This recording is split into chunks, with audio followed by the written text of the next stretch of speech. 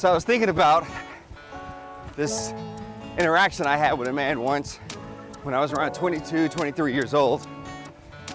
And as I sit here on this run and reflect about my life and the things that I've done and how far I've come and how my story has been able to continue to impact people every day, I go back to this one conversation with this man.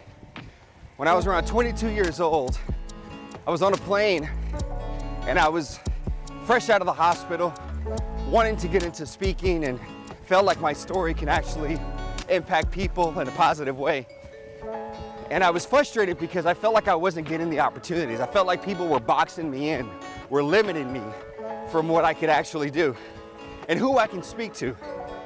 And I'm telling this man my story on the plane, and he says, "Your story is your story, but what is your story?" And I was like, "Well, I just told you." And he said, "Yeah, your story is your story, but what is your story?" And I had no idea what this man was talking about. I thought this man had been drinking. And so I get off the plane, I just keep it moving. But I keep thinking about that. The question, your story is your story, but what is it? And it wasn't until I finally got to understand the full depth and the power of my story that things started to change for me. You see, I was antsy and I wanted the opportunity at 22 years old. But the reality is I wasn't ready because I didn't really understand the full power of my story.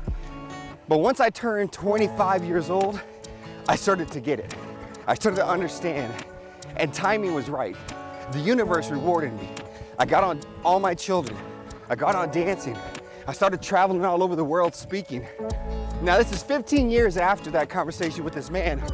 I'm traveling in the airport and I'm walking and all of a sudden I hear, "JR!" And I turn around and it's him. And he says, "Hey!" And I said, "Your story is your story, but what is your story?" And he said, "You remember?" I said, "I've never forgotten that, man.